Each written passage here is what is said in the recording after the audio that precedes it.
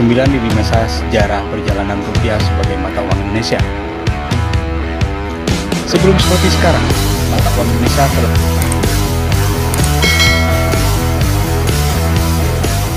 Assalamualaikum warahmatullahi wabarakatuh. Ketemu lagi dengan saya di Koin Logam Channel. Kali ini saya akan bercerita 9 lini masa sejarah perjalanan rupiah sebagai mata uang Indonesia. Sebelum seperti sekarang, mata uang Indonesia telah mengalami perubahan dari waktu ke waktu. Apabila kita bertransaksi dengan rupiah, orang Indonesia di zaman dahulu melakukannya dengan mata uang lain, seperti koin emas, perak. Di era kolonial, dulu pertukaran uang dilakukan dengan gulden, mata uang Belanda. Mari kita intip sejarah perjalanan rupiah sebagai mata uang Indonesia dari waktu ke waktu. Sobat YouTube semua akan takjub dengan kisah ini. Seperti biasa, sebelum saya lanjutkan, alangkah baiknya like, subscribe, dan komen. Nyalakan loncengnya agar tidak ketinggalan informasi seputar uang koin dan uang kertas dari berbagai negara di dunia. Terima kasih. 1. Tahun 800 sampai dengan 1600 digunakan bermacam-macam metode pembayaran. Bagaimana cara orang di masa lampau bertransaksi? Rupanya di antara tahun 800 sampai 1600 Masehi, transaksi dilakukan dengan koin emas dan perak. Produk koin pertama yang ditemukan di Indonesia berasal dari dinasti Sailendra yang diproduksi dari abad ke-9 hingga abad ke-12. Selain menggunakan koin emas dan perak, untayan manik-manik juga dipakai sebagai alat tukar. Manik-manik ini diproduksi oleh Kerajaan Sriwijaya di Sumatera dan menyebar hingga Pulau Jawa, Kalimantan sampai Indonesia bagian timur seperti Maluku. Tak hanya itu, di akhir abad ke-13, Kerajaan Majapahit menerima kedatangan pedagang Cina dan menjadikan koin tembaga sebagai alat tukar di masa itu. 2. Tahun 1600 sampai dengan 1942 menggunakan mata uang kolonial Belanda. Lalu, apa yang terjadi ketika orang Eropa mulai berdatangan ke Indonesia? Mereka membawa koin emas dari Portugal dan Venesia, dolar perak dari Bolivia, Peru, dan Meksiko yang kemudian jadi koin perdagangan utama selama beberapa ratus tahun. Lalu perusahaan Hindia Timur Belanda pada abad ke-17 mengimpor koin perak untuk membantu perdagangan di masa tersebut. Namun, karena kekurangannya pasokan timah pada tahun 1724, perusahaan itu mulai memproduksi koin tembaga sendiri, dicetak di 6 provinsi di Belanda dan diimpor dalam jumlah besar selama abad ke-18 hingga abad ke-19. Lalu, uang kertas pertama muncul di tahun 1752 berkat perbentukan di Bank Courant dan Bank van Lening setelah VOC bangkrut pada 31 Desember 1799. Republik Batavia mengeluarkan uang sendiri dan membuat koin gulden perak pada tahun 1802. 3. Tahun 1942 sampai dengan 1945 di bawah masa penjajahan Jepang. Di tahun 1942, Jepang menginvasi pemerintah Hindia Belanda dan mengambil alih seluruh negeri. Jepang membawa mata uang sendiri termasuk uang lokal dan gulden. Lalu melikuidasi bank-bank termasuk The Japanese Bank. Setelahnya terbitlah uang kertas yang dikeluarkan oleh The Japanese Treasury dan menjadi alat pembayaran yang sah sejak Maret 1942. Uang Jepang seharusnya memiliki nilai yang sama dengan uang Belanda, namun terjadi hiperinflasi karena mencetak uang secara berlebihan. Di tahun 1944, Jepang mengeluarkan uang yang dicetak dalam bahasa Indonesia. Stok uang kertas ini tetap dipakai oleh pemerintah Indonesia sampai tahun 1946, ketika pemerintah baru bisa mencetak uang sendiri. 4. Belanda datang kembali untuk merebut Indonesia dan mengeluarkan Gulden Nica.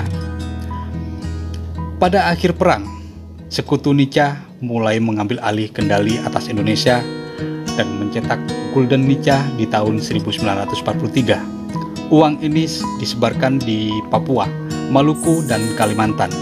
Lalu ketika uang nica pertama kali muncul di Pulau Jawa, Soekarno mengeluarkan dekret atau keputusan segera di tanggal 2 Oktober 1945 yang menyatakan bahwa uang kertas nica itu ilegal karena tidak memiliki kuasa penuh.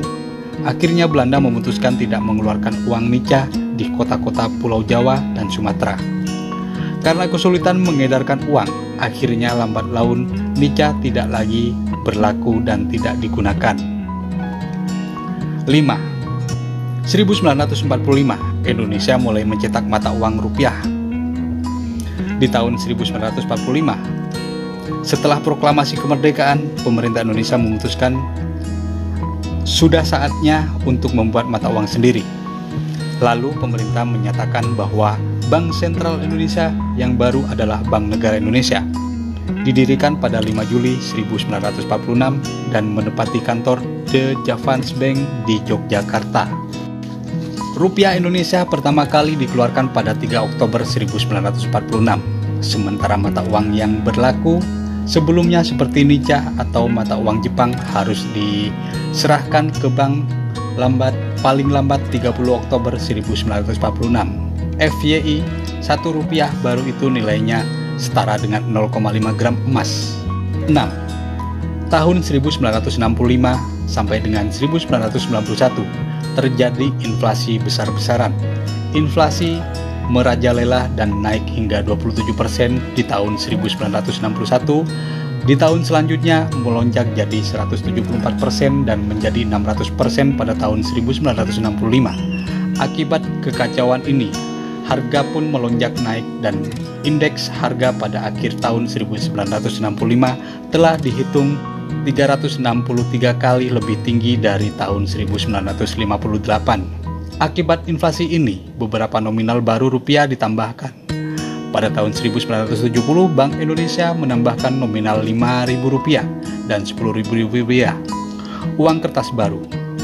Setelah inflasi terkendali, koin rupiah mulai diperkenalkan lagi, mulai dari nominal 1 hingga Rp100. Di September 1975, uang kertas pecahan Rp100 ditarik permanen dari peredaran. 7. 1992 sampai dengan 1999, sebelum dan sesudah krisis ekonomi. Krisis keuangan Asia yang terjadi tahun 1997 sampai dengan 1998 mengurangi nilai rupiah hingga 80%. Inilah yang membuat orang-orang menggulingkan Soeharto dari kursi kepresidenan yang telah ia duduki selama 32 tahun. Pada Juni 1998, rupiah mencapai titik terendah yang menyentuh angka 16.800 per 1 US dollar. Lalu uang pecahan Rp50.000 yang sebelumnya bergambar Soeharto diganti dengan gambar W.R. Supratman pada pecahan yang sama. Ini dilakukan untuk menandai berakhirnya kekuasaan Soeharto dan mulai babak baru di era reformasi. 8. Tahun 2000 sampai dengan 2005, uang kertas pecahan 100 dan 500 dihentikan. Pada tahun 2000, uang kertas pecahan 100 dan 500 rupiah resmi dihentikan produksinya. Ini terjadi karena ada devaluasi dramatis terhadap mata uang Indonesia. Namun penghentian ini terjadi karena ada devaluasi dramatis, selaras dengan munculnya pecahan uang baru Rp1.000 dan Rp5.000. Sekitar tahun 2004, pecahan uang Rp20.000 diperkenalkan.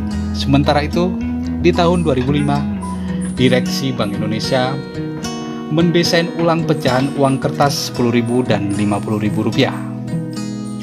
9. Tahun 2016, Bank Indonesia meluncurkan seri pecahan uang terbaru seperti kita kenal sekarang. Terakhir di tahun 2016, perubahan terbaru dilakukan. Terdapat pada 19 September 2016, Bank Indonesia meluncurkan desain baru uang kertas dan uang rupiah. Bank Indonesia juga memperkenalkan teks negara Kesatuan Republik Indonesia pada uang kertas, bukan Bank Indonesia seperti pada seri uang sebelumnya. Nah, itulah sejarah perubahan mata uang Indonesia dari waktu ke waktu. Peringatan Hari Kemerdekaan Indonesia, ke-75 tahun Kemerdekaan Republik Indonesia, IDN TEM meluncurkan kampanye ini didasarkan atas pengalaman unik dan sejarah bahwa sebagai bangsa kita merayakan hari ulang tahun kemerdekaan Republik Indonesia dalam situasi pandemi COVID-19.